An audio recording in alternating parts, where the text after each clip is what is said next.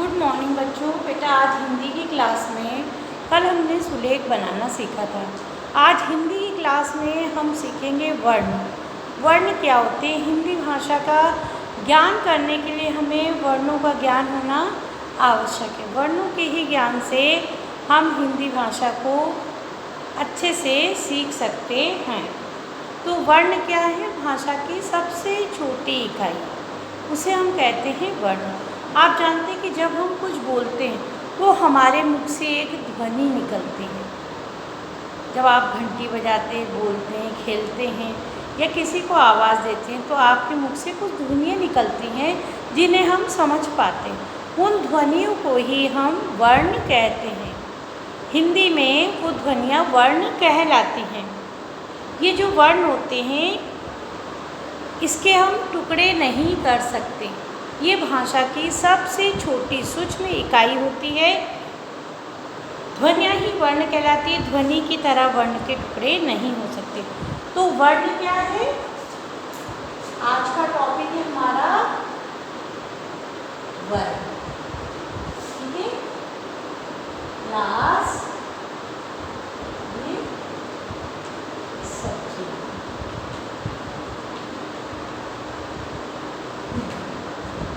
Class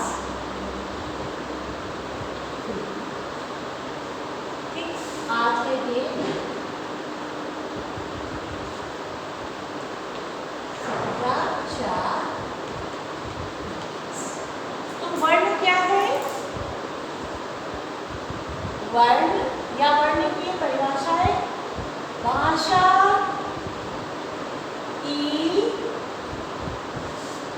सबसे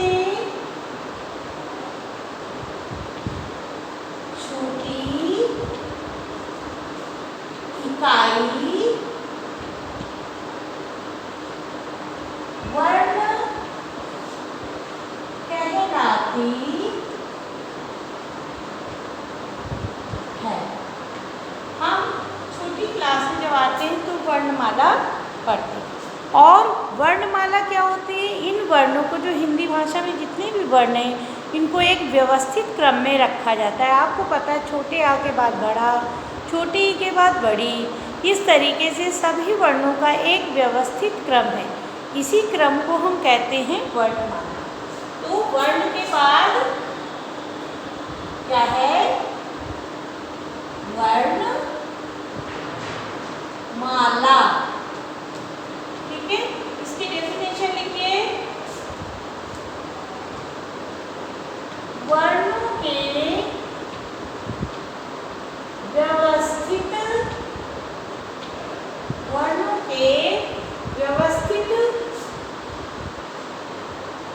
समूह को वर्णमाला कहते हैं। आप सभी ने वर्णमाला पढ़ी होगी। वर्णमाला आ से लेकर के ज्ञ तक, इसी को हम क्या कहते हैं? वर्णों के व्यवस्थित समूह को वर्णमाला कहते हैं। और वर्ण क्या है? वर्ण भाषा की सबसे छोटी इकाई है।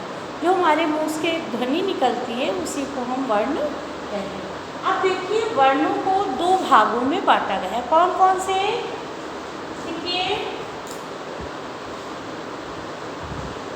वर्णों के प्रकार। ठीक है, काइंड ऑफ अल्फाबेट्स। कौन कौन से होते हैं? स्वर और इसके दो भाग हैं, स्वर और व्यंजन।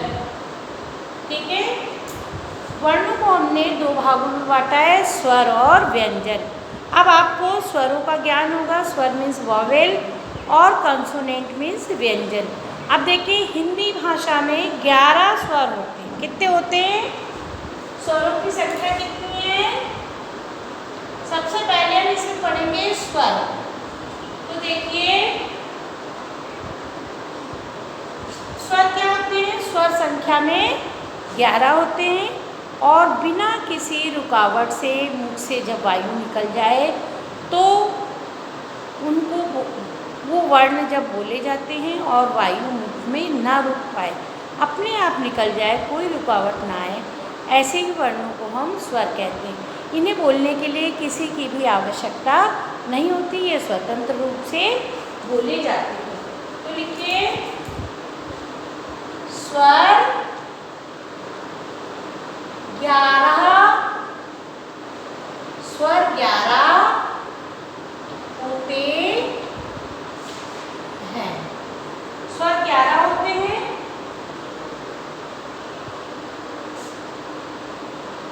इनका प्रयोग स्वतंत्र रूप से, इनका प्रयोग स्वतंत्र रूप से किया जाता है। अब 11 स्वर कौन कौन से होते हैं, इसका भी हमें ज्ञान होना आवश्यक है। तो लिखिए कौन कौन से वो 11 स्वर हैं। लिखिए छोटा, बड़ा, छोटी, बड़ी, छोटा ऊ, बड़ा ऊ, ऋषि, ए, आए, ओ और औ। ठीक, तो 1 2 3 4 5 6 7 8 9 10 11।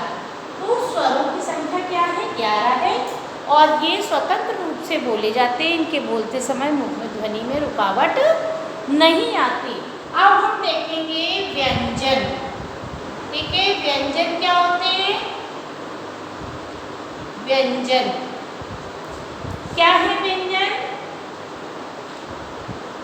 इनके बोलने में स्वरों की सहायता लेना पड़ती है। देखिए ये स्वर की सहायता से बोले जाते हैं। इनकी संख्या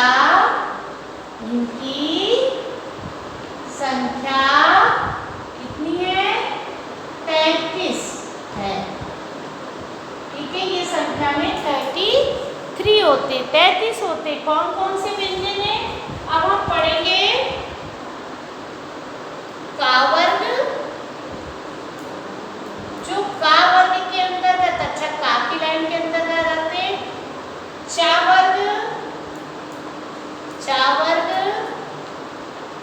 का चा, और ये है ता, फिर ता, फिर है पा वर्ग, फिर अंतस्थ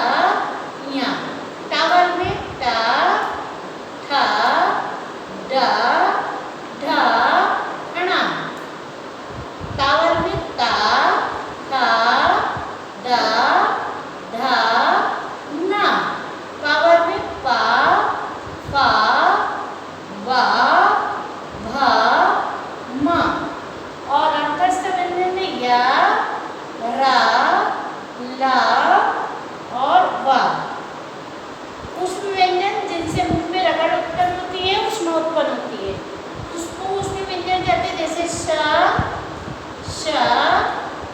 स और ह। ठीक है, तो ये कितने होगा? 5, 5, 10, 5, 6, 15, 5, 20, 25, 25, 26, 27, 28, 29, 30, 31, 32, 33। इनकी संख्या क्या है? 33 है। तो देखा आपने कि आज हमने क्या क्या पढ़ा? वर्ण, वर्णमाला और वर्णों के प्रकार। ये आपको कॉपी में व्यवस्थित रूप से करना है और इसे सुंदर सुंदर राइटिंग में करना है। सुलेख पर बहुत ज़्यादा ध्यान देना है और सभी बच्चों को वर्क करना है। धन्यवाद।